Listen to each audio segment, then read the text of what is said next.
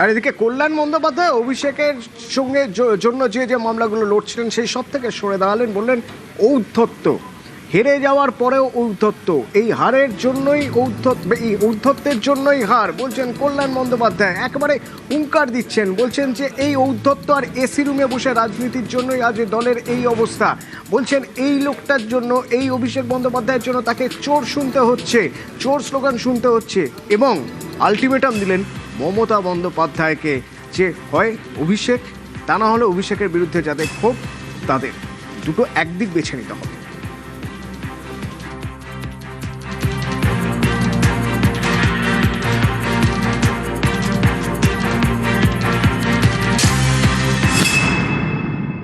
এত অ্যারোগেন্সের কি আছে?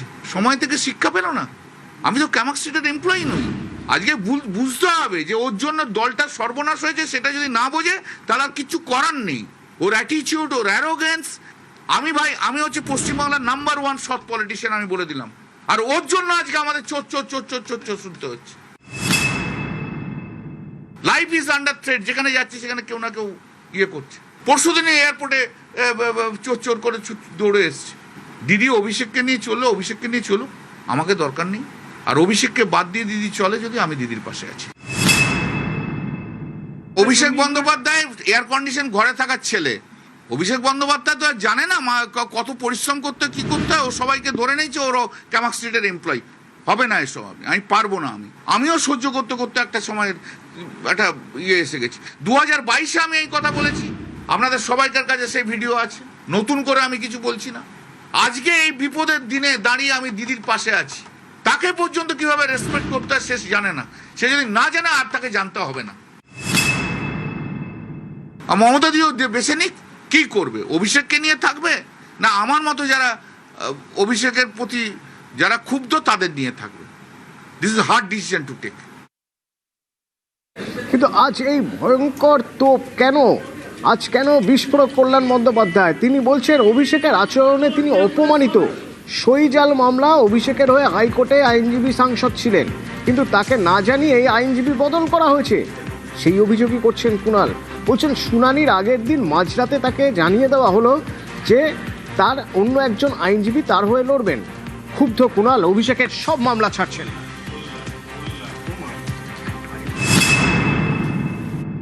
সিআইডি নিয়ে একটা মামলা ছিল, সিআইডি যে ডেকে পেটেছে, নোটিশ দিচ্ছে উইটনেস হিসেবে, সেটা ক্রিমিনাল ডিভিশনে আমি মামলা ফাইল করেছি।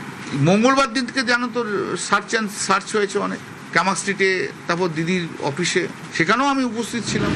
কালকে জাস্টিস কৌশিক চন্দ্র করে মেনশন করে আমি বললাম যে ম্যাটারটা খুব আর্জেন্ট, আমার সার্চ হয়েছে, হয়েছে, তুমি মামলাটা নাও। তখন জজ সাহেব বললো ঠিক আছে মিস্টার বন্দ্যোপাধ্যায়, আমি কালকে নেবো। আমি খুবই অসুবিধার মধ্যে রয়েছে, যে কোনো মুহূর্তে অ্যারেস্ট হয়ে যেতে পারে। এবারে আমি এখানে চেম্বারে বসে আছি, বেলা 12:30টার সময় একজন লয়ারকে পাঠিয়েছে। সে এসে বলে একটা রিট পিটিশন ফাইল হয়েছে সার্চ নিয়ে, সার্চ অ্যান্ড। তোমরা রিট পিটিশন সার্চ নিয়ে ফাইল করলে, আর সার্চটা তো আমার subject matter of the criminal division. তো আগে সার্চ ইলিগাল কি লিগাল তার ভিত্তিতে তো জজ ওখানে অর্ডার দেবে, সে তো সাবজেক্ট ম্যাটার হয়ে গেল। আমি তো ওখানে অ্যাফিডেভিট করছি, তো তোমরা একবার কেউ আমাকে জানালে না রিট পিটিশন ফাইল করেছো? বলে না, ওপর থেকে ইনস্ট্রাকশন এসছে। না কিশোর দত্ত করছে, আমার করুক কিশোর, তাহলে কোনো অসুবিধা নেই আমার। কিন্তু তোমরা আমাকে দেওয়ার মামলা করো, কারণ তোমাদের যখন ডিফারেন্ট ওপিনিয়ন, ডিফারেন্ট লোকের রয়েছে, তাহলে আমাকে করার দরকার নেই। আমাকে ডাস্টবিন হিসেবে ট্রিট করো না, আমাকে বলে দাও ঘন্টাখানেকের মধ্যে আমি করবো কি করবো না, কিছু জানাইনি। আমি সন্ধ্যেবেলায় কালকে পড়ে আবার রেডি হলাম, যে মামলা করতেও কিছু যখন জানাইনি। রাত্রি 12:30টার সময় আমার ছেলেকে টেক্সট করে বলেছে যে আমাকে থাকার দরকার নেই, অয়ন ভট্টাচার্য থাকবে। তো আমি মামলা ছেড়ে দিয়েছি। এত জুনিয়র ছেলেরা থাকবে, আমি 45 ইয়ার্স প্র্যাকটিস, একটা সিনিয়র লয়ারের সঙ্গে কীভাবে কথা বলতে হয় সেটা কিছু জানে না, এত অ্যারোগেন্ট। অভিষেককে তোপ দাগছেন কল্যাণ পুত্র শীর্ষণ্য বন্দ্যোপাধ্যায়।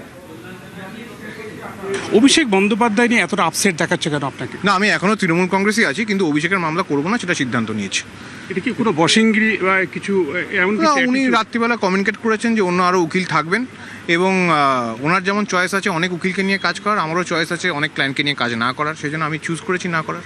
উনি তো দলের সর্বভারতীয় সাধারণ সম্পাদক, আপনি হতেই পারেন। আমিও একজন অ্যাডভোকেট, আমার কালো কোট, আমার কালো গাউনে আমার পরিচয় আছে, আমারও একটা চয়েস আছে। আমাকে তো এমপ্লয়ি হিসেবে ট্রিট করা যায় না, যখন এক্ষুনি এটা করতে হবে, এক্ষুনি এটা করতে হবে, এই মামলায় থাকবে, ও মামলায় থাকবে না। আমার চয়েস আছে, আমি এক্সারসাইজ করেছি, ওর চয়েস আছে, ও এক্সারসাইজ করেছে। কল্যাণের পাশে দাঁড়িয়ে সরব কুণাল ঘোষ।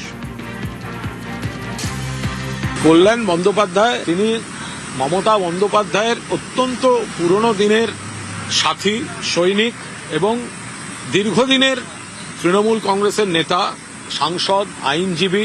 ফলে তিনি আইনজীবী হিসেবে কোন বিষয়টা তার মনে লেগেছে বা তিনি আহত হয়েছেন সেখানে তিনি কি প্রতিক্রিয়া দিচ্ছেন তার উপর দাঁড়িয়ে আমি কোনো মন্তব্য করব না। এরমও হতে পারে পরবর্তীকালে আলোচনার মাধ্যমে এই বিষয়টা নিশ্চয়ই তিনিও প্রেক্ষিতটা হয়তো আলোচনার মাধ্যমে বুঝবেন, কিন্তু কল্যাণদার যে মন্তব্য করেছেন বা যে অবস্থান নিয়েছেন সে ব্যাপারে একজন আইনজীবী কি করবেন এ ব্যাপারে কোনো মন্তব্য করার এখতিয়ার আমার নেই।